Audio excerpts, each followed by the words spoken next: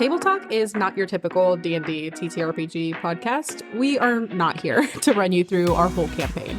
We're here to talk about everything else in the space of tabletop roleplay. I'm your host, Alejandra Wilhelm. And I'm also your host, Mariah Gresham. And we're your tabletop roleplay girlies.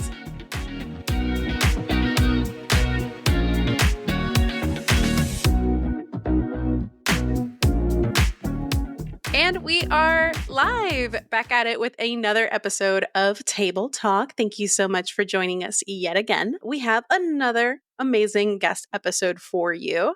And I'm going to hand it over, and please give a little introduction of yourself and what you do and where people can find you. Hi, I'm Wayne Denier, and I am co-founder of a gaming company called Adventure Away. And you can find me on Facebook and on LinkedIn and here and there where I'm present on Twitter, mostly just upvoting silly dance. Valid. But, Quality content. Valid Twitter activity. The only valid Twitter activity. Honestly, yeah.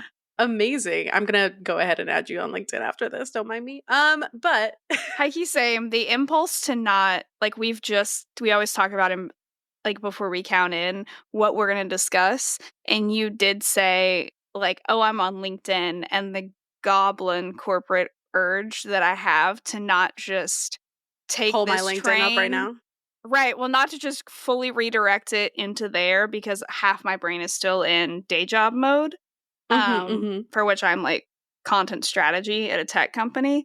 So, yeah, having like company LinkedIn's is a wild and fun topic for me, and also for Ale in particular. Maybe not for anyone else, so we don't have to derail for that. No. I understand the duality because I also am in the tech industry. I've been in graphic design and front-end user design and JavaScript programming for about 20 years. And that's a fun programming spot. It is, because it's still visual. I find that that's very important to my like dopamine and just making Lego blocks all day. So that's feeding some urges and fun. And then being a dungeon master kind of fills in the rest of it. So, heck yeah. We also are on LinkedIn as a company, and we're currently hiring. So that's where I've found myself for two reasons on LinkedIn. And sometimes the message is mixed. It crosses the streams a bit. Incredible. It's not like I'm on the jobs hunt anyway. Yeah, we need to build out our LinkedIn presence. So I may just be like skulking on over. Come check it out. See what y'all got going on. Speaking of your business, though, I do want to get into that because I got so excited whenever I saw your little email pop up. Tell us about your business and all the cool stuff that y'all do. Yeah, we're a gaming company, and every gaming company has their niche. It may be making downloadable software or physical game cartridges or making board games. And we found our space adjacent to Dungeons and Dragons. So we have integrated the gaming with vacation. So, you may have a game that you play on the reg at home once weekly, or you're on Roll20 playing virtually through, the little Brady Bunch letterboxes and everything. And then we've sort of crafted this another choice, which you're actually seeing more trends today in this space of, well, I'm interested in travel. I like travel, but maybe I don't want to go to a beach resort, or I don't want to be in a major city trying to, find my way around the city blocks and where the best pizza place is, which I 100% endorse, going to cities and finding out what their food is like. But our vacation is primarily to do the Lumiere bit from Beauty and the Beast, and for you to be our guest. And we have 3 locations in Maryland that we run games out of that will host 6 to 8 people. So that includes a room for 2, usually double occupancy. We have some rooms that are 2 twin beds. So if you have a bestie and you just don't feel like sharing the covers, there's still options for that on some of the weekends. And that room gives you a seat at the table to play D&D. We run about 10 hours of D&D over the course of a weekend from Friday to Sunday. So that's a small chunk of play on Friday night after you get there. then 2 bigger blocks on Saturday that total up to 10. But we're also making sure you have amenities there. You can go and like take a shower. You have a nice room to go back to when you just need a little social break. We even have a 2-hour break in the middle of the day on Saturday, so you can take a nap or touch grass, just unwind, reflect for a minute, get some more energy. Some of us, like I'm in my 40s, so I'm going to hit walls, and gamers of absolutely. all ages appreciate a little bit of a disconnect, and we're also in our own way a bit of a disconnect because we still use digital assets, but like you can expect that we'll entertain you for the whole time that you're there. You don't have to do your own planning to bring along board games and card games, and we encourage you to make sure your work emails shut off. Just come out here and be present and play your character with us, and we take care of everything for you. So once you book with us, you get all of your meals included with your booking.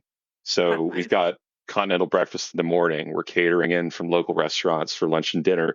We have snacks, beverages, non-alcoholic, but it's BYO if you do want to come if you're over 21, being responsible. But it's part of the play as well, and there's nothing wrong with that. But otherwise, we're making sure that this is a one-time bill, and we're not nickel and diming you for the ice cream cone you get here or popping into the Bubba Gum Shrimp Shop over at King's Dominion, and before you know it, you've already got I don't know why that popped into my head, but like they'll get you down at the bubble gum. You do always see a Bubba Gump though whenever you go on vacation. I mean, I know I'm thinking of a po' boy. Yeah. I went to one in the mountains of Tennessee, and it is a near transcendent experience when you're in the Smoky Mountains at a Bubba Gump Shrimp Company, and you're like, this feels morally wrong, but here we are. And it has the audacity to be like pretty good. Like every other Bubba Gump Shrimp Company I've been to, not that great. The one in the Smoky Mountains, like years ago in my childhood, slapped.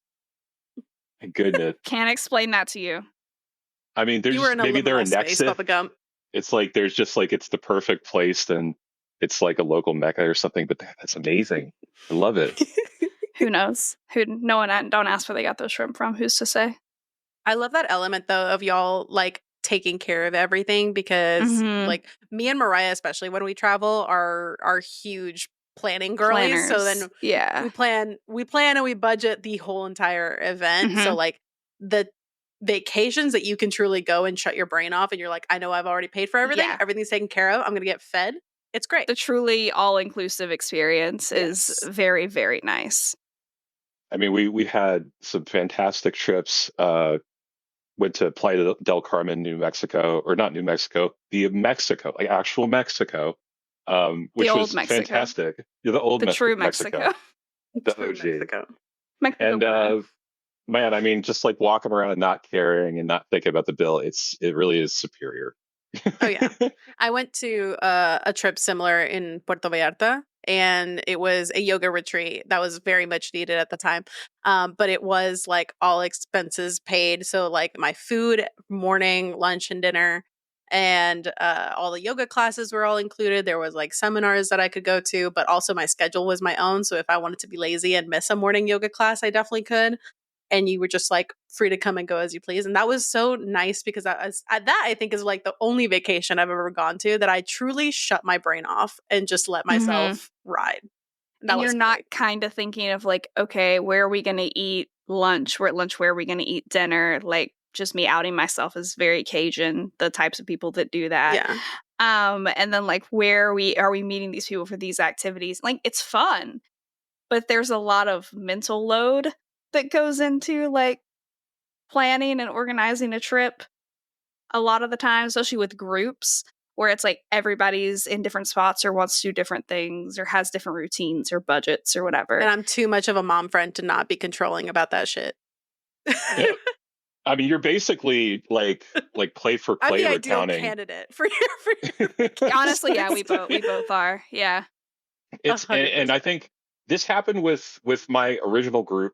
I learned on 4th edition, right when it got published. It was a strange happenstance that a friend of mine who was a mentor in graphic design, who's like a peripheral nerd, still a football coach, but he's like, hey, I got these books in my my closet. It was from Dungeons and Dragons. Do you guys want to play? Like me and my best friend are like, yes, we want to play. Like we had played World of Warcraft and Diablo and Mhm. Legend of Zelda, and like fantasy adventure is just sort of built into our DNA as kids in the 80s and Yeah. 90s, all the way down to He-Man.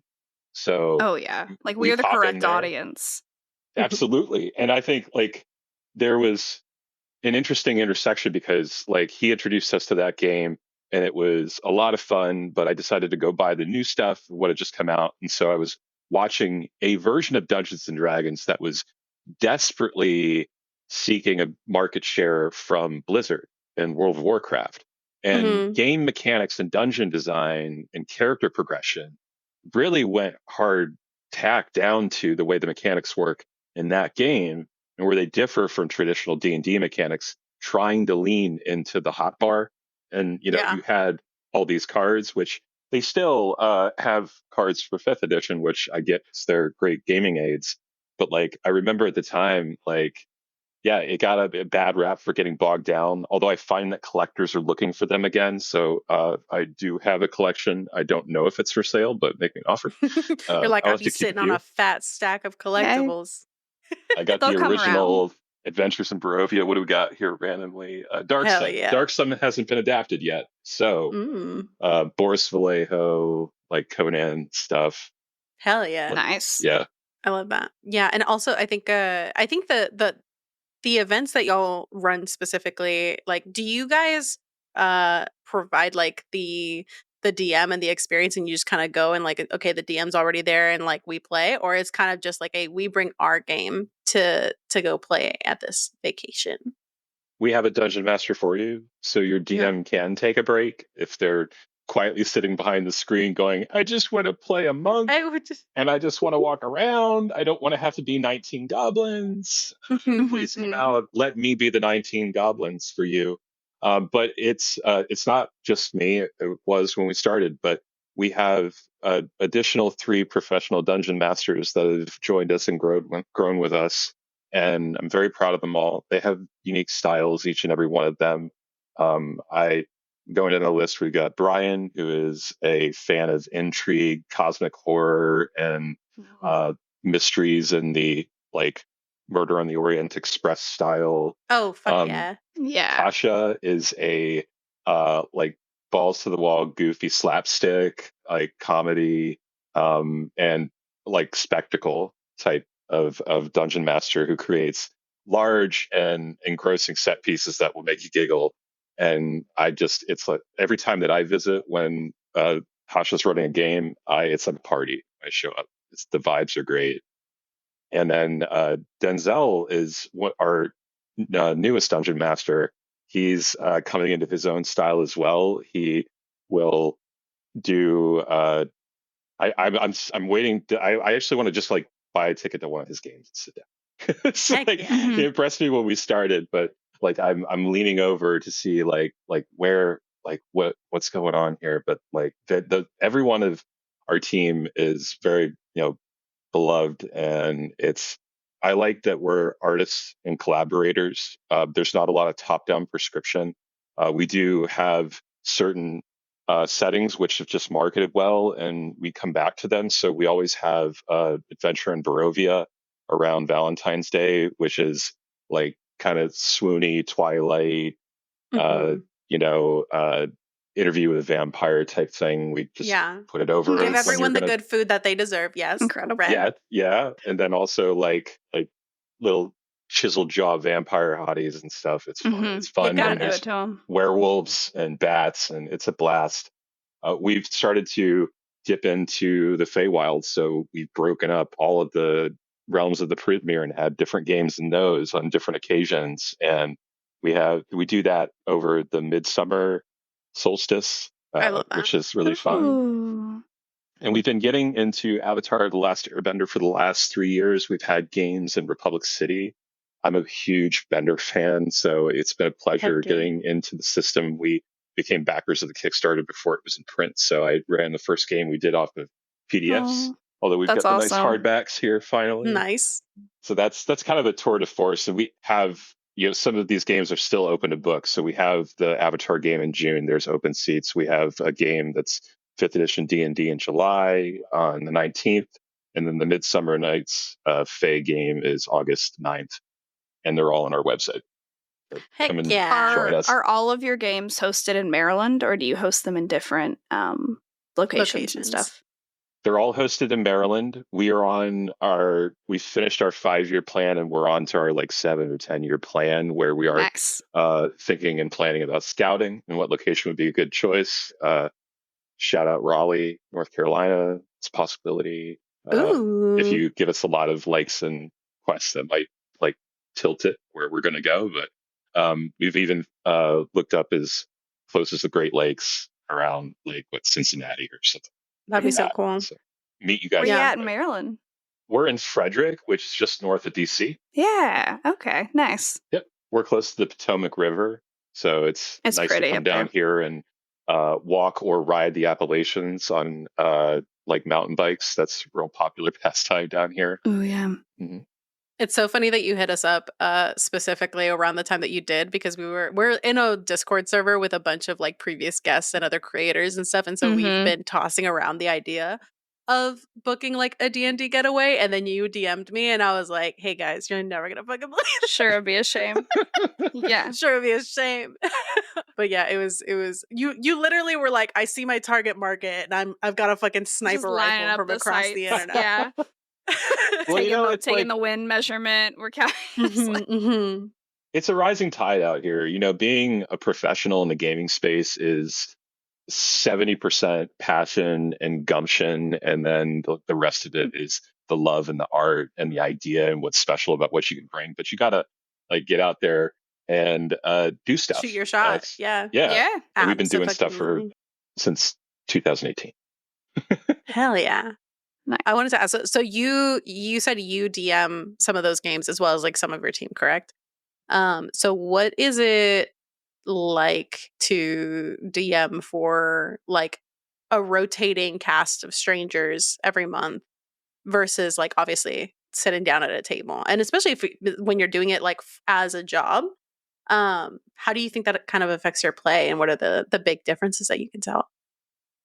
I think the big differences are that I've been in a comedy improv troupe a couple of times. One of them was actually Dungeons and Dragons oriented, and coincidentally started the time we started our business. So I had to kind of make a choice of which way I wanted to go. Mm-hmm. But the way that people perform in that space, it can be kind of like your neighborhood game where everything's thrown out each week. The points don't matter. The rules are made up. And you have a good time, and then you go home. For a home game, it can be flavor of the week like that, or it can be more like episodic and something you draw out and you plan. We're kind of like a theatrical show. Like you're going to come for a very large chunk of time, not like an hour. And it's going to be a big story, but you're going to know that the story starts and ends when you visit, just like when you go to a movie theater, except for Dune Part 1. Thank you. Yep. Just Dune. It away from us. Yeah. Dune. The behemoth. And then I think also Spider-Verse pulled that too. So we're still waiting on part 2s there. But we try not to leave you with part 2s. We try to like have them in. And I think that's maybe as a dungeon master, that's where things change. Like if you're playing a flavor of the week game, then you just come up with something that's fun and it doesn't have a lot of stakes and circumstances. And it could be something out of the Tales of the Yawning Portal, which is just bite size, and you go with it, or maybe you come up with something on your own. But then you also a home game is going to more likely end in continuity, even if you are being random and flavor of the week that way. So that I think is where the home game really shines in its own way, in that it's more like a television show that's going to give you a longer arc and then some episodic spin-offs, like a dance episode for no reason or whatever, or the episode where there's a murder mystery that they got to solve. The required beach episode and shopping episode. You got to have the fillers. The beach episode. Fire Island players, shout out. Yeah. So and then so for the dungeon master that works with Adventure Away, it can be just like an intense week or two of picking a setting, deciding what to start with that either is a smaller piece of source material you can expand out to 10 hours, or a larger piece of source material, like, say, Curse of Strahd, that you can right size down to 10 hours. Or third option is, of course, just create something that's of your own. Each one of us dungeon masters has created at least one, if not two or three original settings of our own that fit in. I myself have like a because I live in Maryland on the East Coast in the Chesapeake Bay. We have a mariner style on land, Heck off yeah. land type of boat adventure, and that goes a couple of different ways. That usually involves piracy and some sort of magic and some beasts of mythical proportions, which is a lot of fun. Nice. Hell yeah. I feel like one, I know like my specific group of players and I would be 100% built for this because it's basically what we do on Yeah. D&D weekend is Mhm. they like half of them come down from Austin and then we play on now it's gotten to the point where we play a one-shot Friday night. We play our Strixhaven game on Saturday, typically Mhm. for somewhere between 8 to 10 plus hours. Yeah. And then we on Sunday play most of the morning between like 4 to 6 hours in another game. Yep. And we're just like, hey, this is our This is the required weekend. D&D weekend, and we're just gonna shove as much of it down our fucking throats. Yeah, I take I take the Friday and the Monday off of work, and to recover. yeah, and then the That's Austin like me at the drive back. buffet. Like, I'm not going out Yes. of there until I've tried the lo mein, the General Yeah. Tso's, go all the way down the You gotta line. pace yourself and work your way on through. Yeah, it's an endurance game, that's for sure. And you're Yeah, giving me an honestly. idea that we have had this interest that the size of our games is both like an accessible amount of time for someone who's never played. So let's say, your SO has never tried it and they know that you're going off to the game shop or just going to the basement with your buddies and chips once a week, and it can be intimidating. You don't know where to start. There's a grasp of the rules to feel like you're not going to embarrass yourself to step forward and be assertive. Um, and I like providing a game for those people because I like to loosen the table up and say, hey, listen, but first and foremost, the rules are my concern to say if something you want to do works. But all I need to do is tell me what you're doing. You are in an invisible space. Say, I do this, or if you want to say something, just speak. And yeah, there'll be a mechanical point where if you start a duel, you're in initiative and hit points will be involved in AC. And if you are trying to perform a distraction by juggling in front of the guards so that your friends can sneak around, you've got performance checks, you got stealth checks, but I'm going to call them. You don't have to obsess about this is something where video games and gaming culture as a whole has left a mark, is that it most of it's competitive and focused on winning and failure as a consequence. And so that victory becomes more tasteful and fun because there's always the chance you can fail. But you're failing as a unit. It's like Voltron. Like, there are episodes where they don't win. There are lots where they do.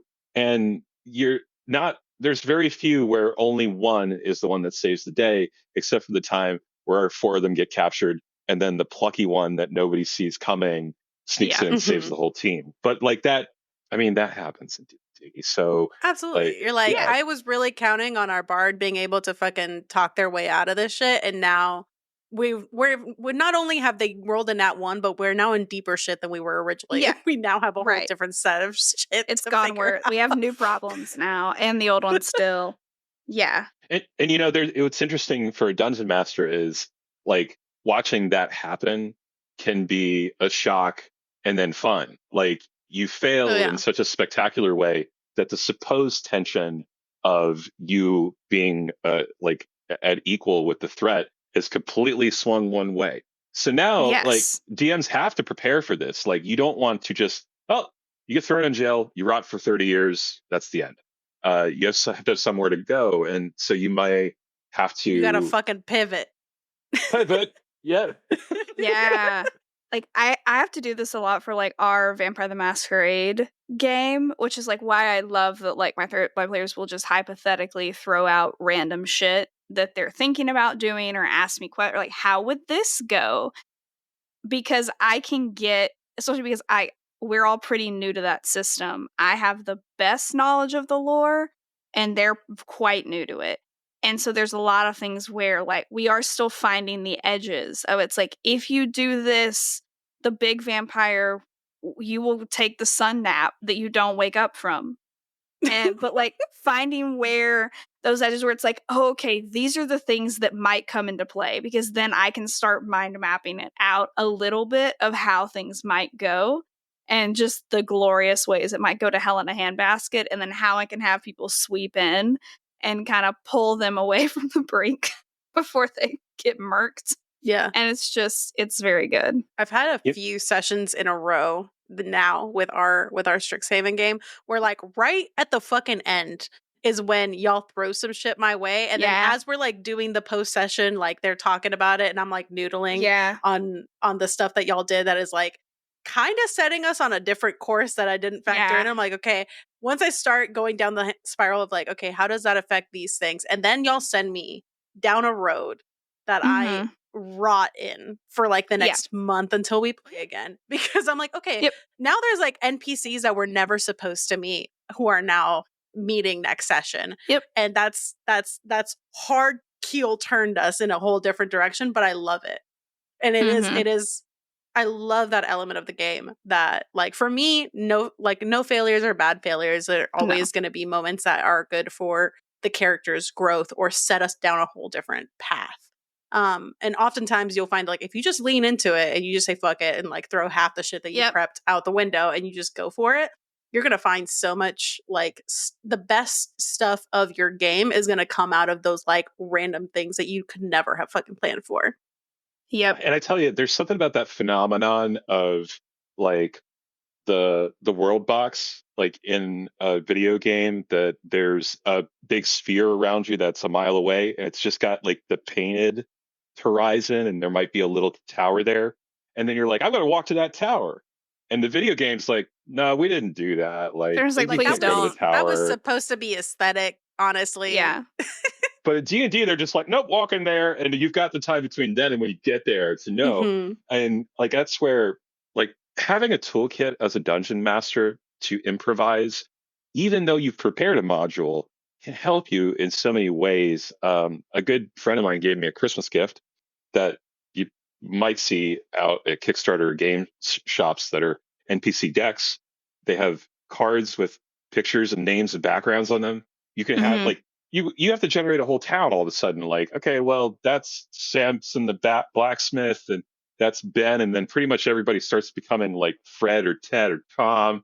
And you just look silly but then, you know, having a whole stack of these generated names, like I've frantically pulled up fantasynamegenerator.com to get like 5 randos.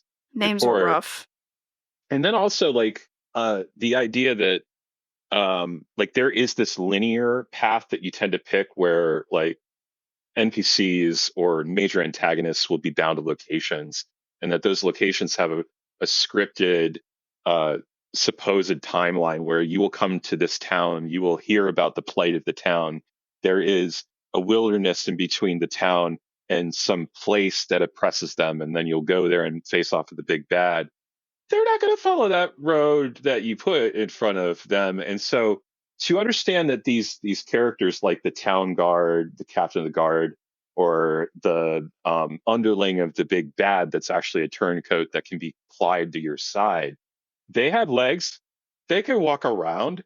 So if you like dilly-dally too long in one thing, time can progress. You live, and this is a choice as a dungeon master, but I always put this up front, is that you are living in a living world where time passes. It passes in television time, in that no matter what scene you're in, you're at least moving at the speed of real life.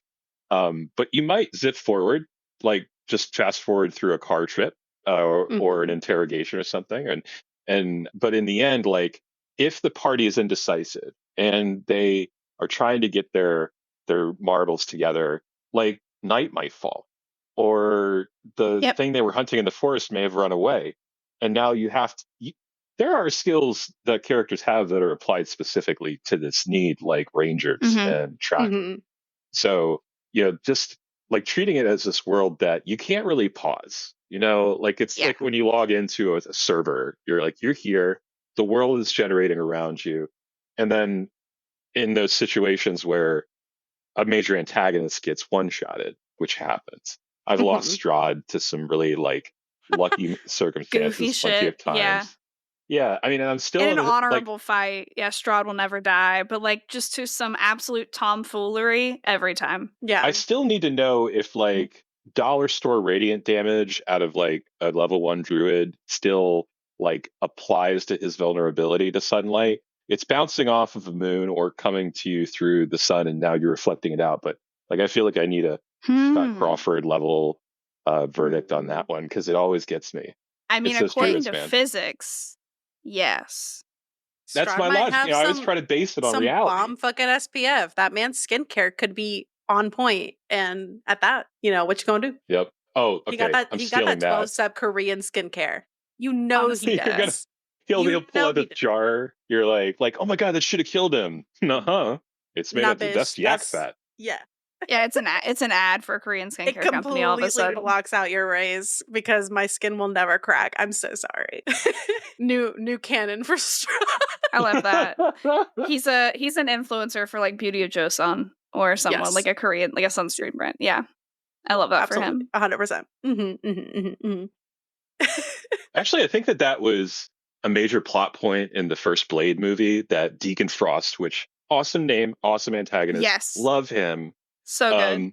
He takes the old guard of the Vampire Council out, spoilers, puts on his own SPF, and just lets them watch the sunrise. It's the most cold thing that you could do as a fellow vampire, but yeah, perfect scene. It's great. Listen, that zinc, he's just slathering that shit on. Yeah. It's like a middle-aged dad at a pool, just the whole nose. Be like, here we go. Which will be like one point in their scalp where they've got a bald spot, and that's what gets them. Oh, yeah, what it a just bad burns way to right through. Hey, at that point, that's on you. You should have worn a hat. Yep. It should truly what it should be is Strahd coming out broad daylight, full zinc on, like my husband died of mysterious circumstances floppy hat. White hat with like a rash guard on that like is printed on, like those shirts that look like have like a tux printed on them. It's that. Yeah. But like and a rash I'm guard. about to fuck y'all up in broad daylight. And then he still beats your ass in like a rash guard and a floppy hat. Looking mad goofy. Yeah. That feels right. I think that if you go to the animated Castlevania on Netflix, there was a scene that's very close to that, and I loved it very much. It works. Yes. Because then they're like, oh, he's just walking around. We're dead. He's just walking around. Like he's just here. Where do I go? Yeah. Cool. Cool. God, I'm going to put you. I could talk about Castlevania all day too. Oh my god. Incredible show. Alucard is my child, and when he showed up in that sequel, I was like, how dare you do that to me in the twilight hours when there will be no more content, when you brought my son back, my sweet golden boy. Honestly, like so when I watched Castlevania, and I don't know what this says about me, but like I got entranced by Carmilla mostly because I looked at her and I was like, in a world where I was unhealed and toxic, that's exactly what I would be. If I didn't go to therapy and fix my shit, if I ever let the fucking training wheels off, that's exactly. If you let the intrusive thoughts win, if I let I can never remember her name, like the vampire Lenore. Lenore. I'm Lenore. Lenore is me unhealed, just like walking down a leash, which like good for her. Love her. What an amazing villain. I loved her so much. Her I am and a 100% Himbo Trevor guy. Yeah, you know exactly where I was going. My soul character from that show is Sypha, especially because like I used to have a pixie cut, and like my hair is like I should have cosplayed Sypha when my hair was short because my hair color is close to her. I'm pale. I'll have to cut my hair again at some point to do it. But I love all of the big three so much for so many reasons. It's like kind of like the big three of Phantom of the Opera for me, where it's like I can't pick a favorite. I'm so sorry. They're all my children. Like I alternate between them, where I'm like Trevor is everything to me, and then it's Alucard, and then it's Sypha, and I'm just like I flip. It's also such a like bi panic show in general, because you're like, everyone is hot, and like they could all just run a goddamn choo choo train, and I have no No passes here. They needed to do that for Alucard. I'm like, please. That poor baby. He needs his 3-way that is not toxic and also with siblings. Like, just put him in the trunk of your carriage or something. Like, get that man a leash. Get that man a teddy bear. Something. Help him. Send Somebody. help his way. He probably would sub. He's so bored after hundreds of years. He's like, Oh, do yeah. whatever you want to me. Someone please just You take gotta the mix it reins. up. I'm so tired. That's like my canon in my Vampire the Masquerade game of I'm like, everybody's poly and everybody can be talked into most things. Because you live that long. At some point, you don't give a fuck. Yeah. Like, some people have partners that they're like, they have like preferences and stuff, but I was like, it's pretty much free real estate out here. I mean, if look you, at the if Merovingian. you do it well enough. Truth. That's what I'm saying. He's got Monica Bellucci and he still can't keep it. Yeah.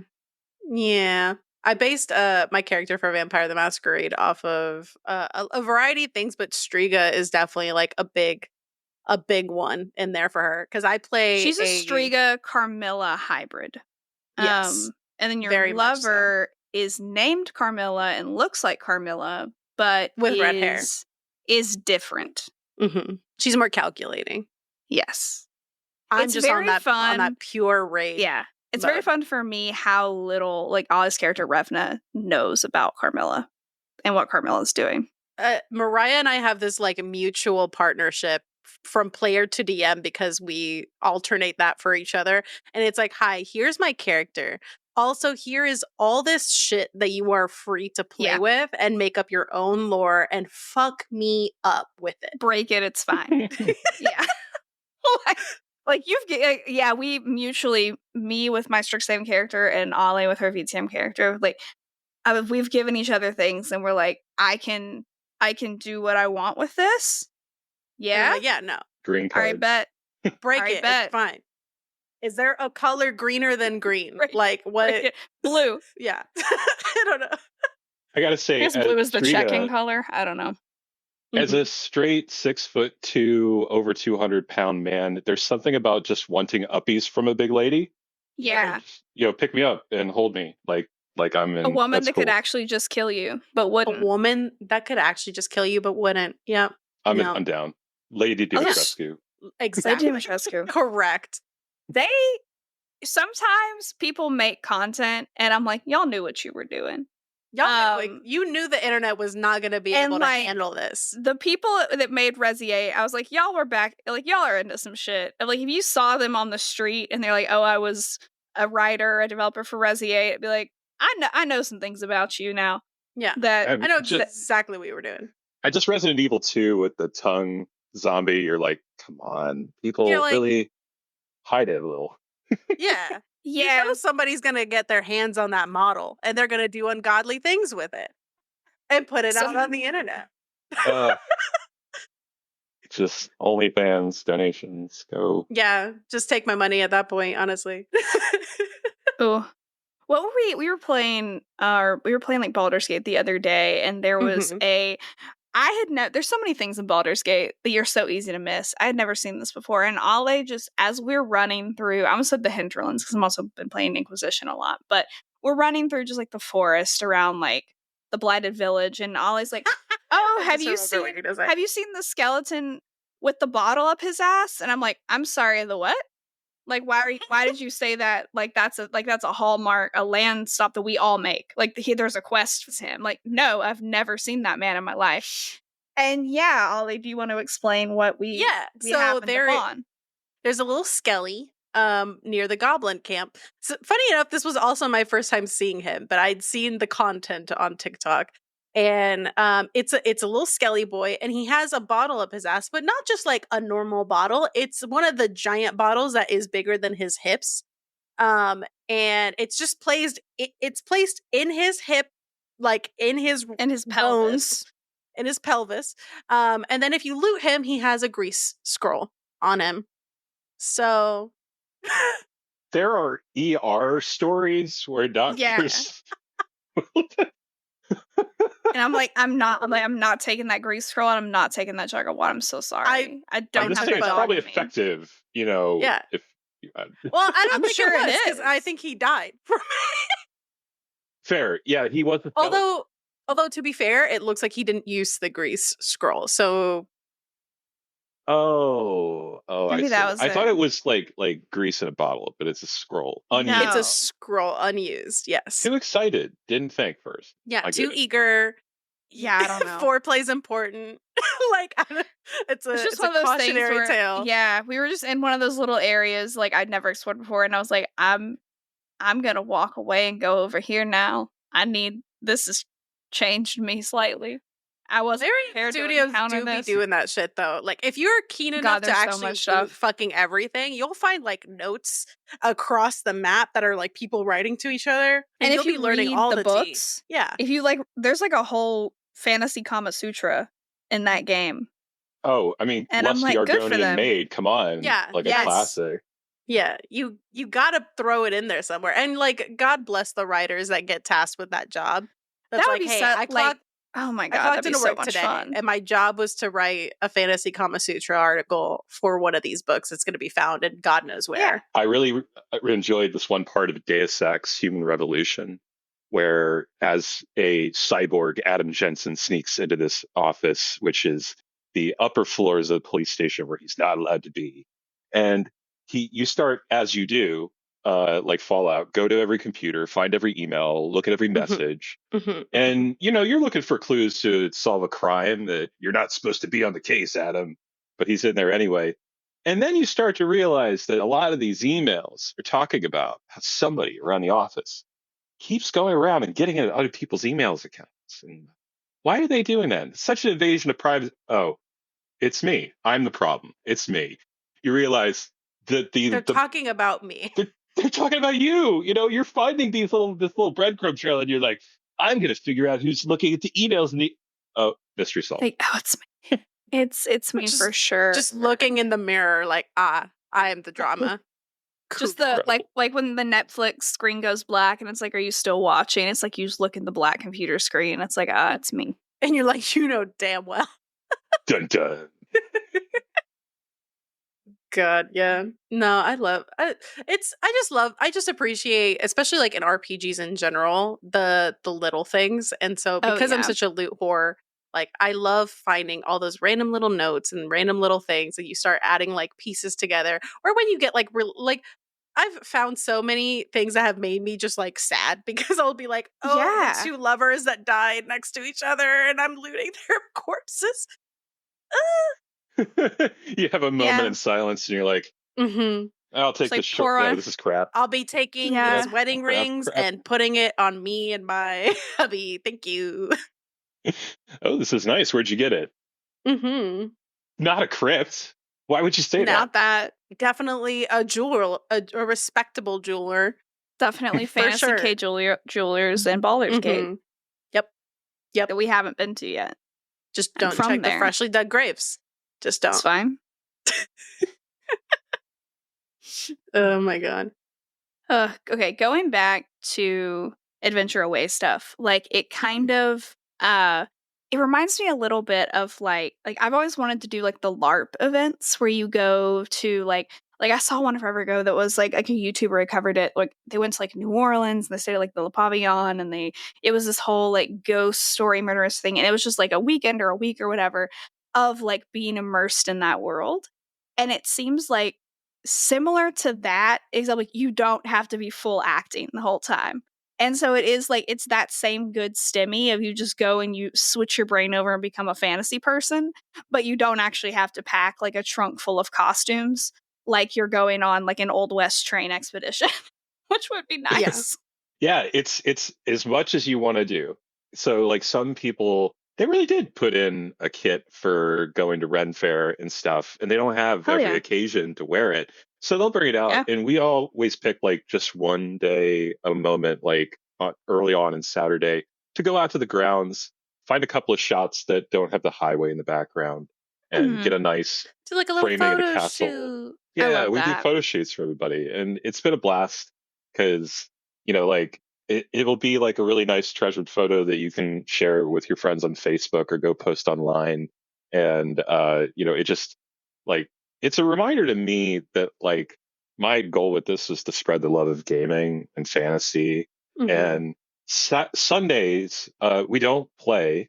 We just have breakfast and sign out at 10 o'clock. So, we have a little coffee and danishes and chat. And like the stories that you hear on Sundays are incredible. Like The I post like, breakdown.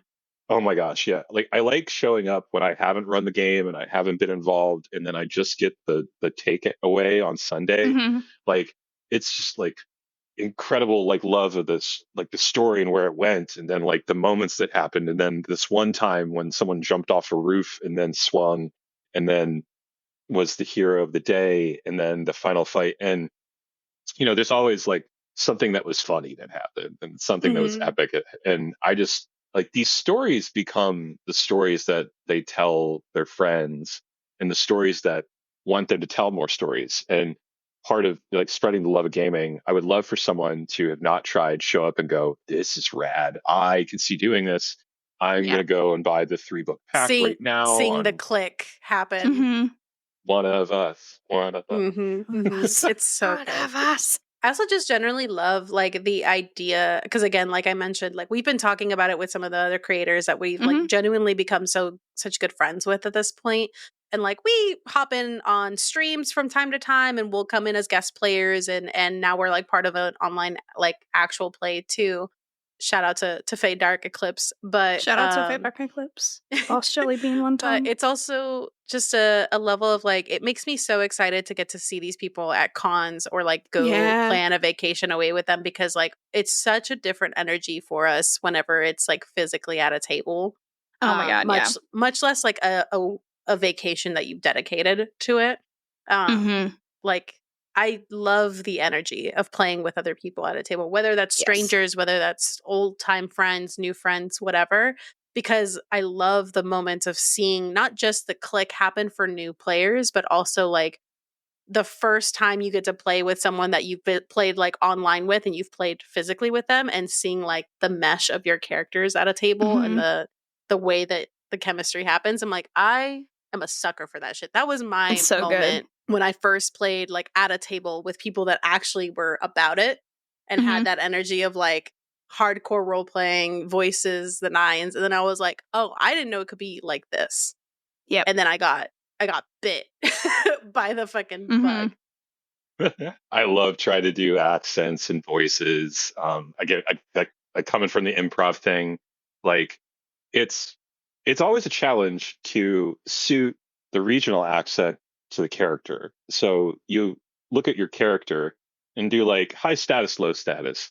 Like they might be British, but they're going to be high status and refined. Just a Mm-hmm. little bit straight edge, and I'm sorry, I didn't mean to get in your way, sir. And like try to really sculpt a character that Mhm.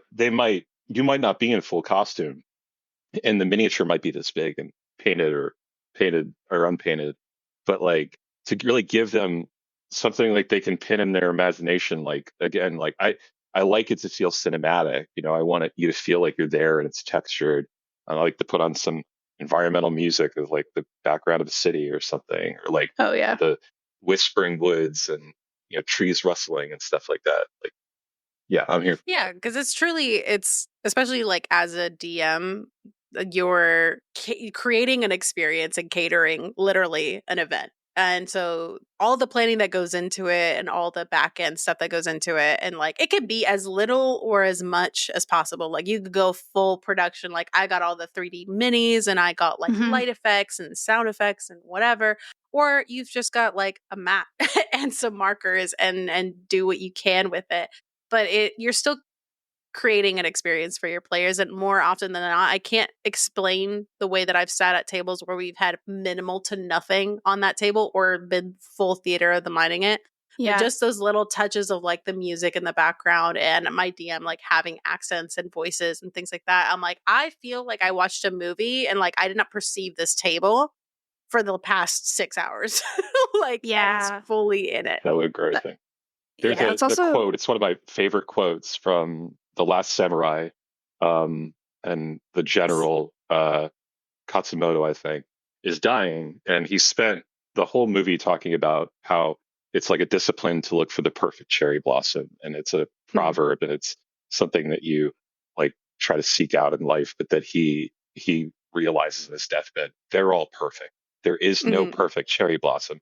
Mm. That piece of wisdom alone applies to so much, and like the different kinds of D&D games there are, from like the min-maxing crunchy dungeon type stories, or the theatrical stories, or the mystical mystery stories, or they're all the right way to play, and it's Yeah. about Yep. finding that table that speaks to what you love. Um, and we try to provide a bit of a buffet so you have a little choice, but also just something that is generally like digestible, and like might give you that bug, or just give you an idea to go home to your home campaign with. Heck yeah. No, yeah. It's such an amazing experience, and like the generally the TTRPG community as a whole. Hmm. Like I think once it bites you and you're like in it, it's so wild to me that they're like some of the most meaningful stories that I've ever had to or had the privilege of being like a part of are at tables where I just sat and played pretend for hours, and like Yeah. how do I explain the amount of like emotions that happened at that table to somebody that's like not even in it, you know? Yeah, like, it's so weird, like, on our D&D weekends where we play, like, I'll wake up the day after, especially the day after we play Strixhaven, because it's usually late, and, like, there's been a lot of, like, there's always a lot of drama and stuff going on with that campaign in particular, but it's like stuff will happen, and I'm like, I didn't expect it to affect me, the person, so much, and then, like, I wake up the next morning, and I'm still kind of in a weird emotional state about something that happened to like a make believe person last night, and I'm like, that's so interesting. And like, because you have that if you're like, reading a book or watching it, like you can get that level of like vicarious experience, but it's so different when you really are acting it out and you're Yeah. immersing yourself in that world, and like it gets its hooks in you and it doesn't really let go, and Yeah. that's really really cool. I It's think that there's a generational opportunity too, and I've seen it firsthand where some of our customers, they have like a teenage or adult kid, and they've come out, or the kid, just early 20s, and then brings out their mom or dad, and they don't know what they're doing. They're just like, oh well, like they thought they'd come along, and it's like a family thing, maybe even not even play. We've had some people that want to come, and they're like, well, mostly just here because the person I want to that wants to come is coming, and but I'm coming with them. But do I have to play? Does it really matter? Some of those folks have converted into like full, like we're bought in, and Yeah. it's there's something about storytelling which I think, like this skill, if a kid in King Arthur's court situation were to happen and one of us was to get thrust back in time, that this skill of telling stories, it might be the only thing on your resume anymore that doesn't have to do with computers, Yeah. but the storytelling is such an ancient and steep tradition that these, like, newcomers that might be, just coming along because they're related to somebody, they take up the mantle, and like they're in for that big moment, and then they realize, oh, I thought that this was ABC, but you didn't let me know that PDQ existed. It's Yeah. like, mhm. okay, yeah, I can do this. And like I've mothers that come that have never played before are some of the fiercest and awesome characters that I've seen at the table, because you know, they might like sit in the background for a while, but like they'll decide something to do, and then it might be big and bold and crucial. And if you put the right breadcrumbs out where certain things tease what you ethically as a player feel that tugs at your heartstrings, Mhm. then something takes you over. It's like watching Mhm. a film where you see, like, oh, like there's a kid and they're poor and they're panhandling, and then they come and steal something from you, and you chase them into an alley, and you find out like they're hiding there with their baby brother, and they can't make ends meet. And then you're like, this is an outrage. How could this ever happen? Why is there not child protective services? There should be some place for this kid to eat and sleep. And you walk out and you find, oh, well, there's an oppressive lord that is taking too many taxes, and most people end up Mhm. on the street, and some people end up in really dangerous jobs, and some unfortunate miners in the city went off every day to go and make money for the Lord, but died in the mines. And now their kids are running around the street. Like these stories are so like to connect them to the heart in that way that Mhm. just brings you to where you want to be. And then just like doing a cold read a little bit on someone sends you the character sheet ahead of time. We open up a Discord room for every one of the parties that comes to join us. So in the weeks prior, you can talk to the other gamers that will be arriving, and the hospitality manager and your dungeon master. So we already have characters rolled. Don't have to sit and do that at the table when you show up. And people have gotten to know one another, and we can sort of like get a gist of what your character's into and know where that could help adjust things down the line. It's not always that we can do a like perfect buffet that touches every note, but like it is something that we take into consideration. Um, if the vibe in the room is they want to perform and they definitely want to pull off a heist, it doesn't make sense to put them in a dungeon full of 40 orcs, like Yeah. let's pivot a little bit and focus on what everybody's like here for. I love that. I love that. Well, it does look like we are coming up on time, which flew by. My God. Truly, yeah. But thank you so much for coming on and sharing a bit about your company and your business and this amazing experience that people can go have. Give us a little sign off and where people can find you, as well as plugging any like cool future events that you guys are hosting that maybe people would want to go book for. Thank you, Alejandra and Mariah. It's been a pleasure. Hi. And you can find us at adventureawaymd.com on the web. We also have a presence on Facebook and TikTok where we do a couple silly videos every now and then. And you can email us at adventureawaymd@gmail.com with any questions that you have. All of our like rundown kind of what we've talked about on the call is on the website, so you can see photos of the different venues. You can see a couple of parties that have been before us, testimonials, and we book through PayPal. And we only need $100 deposit per person ahead of time to just reserve your room so that it doesn't double book up and you've got it.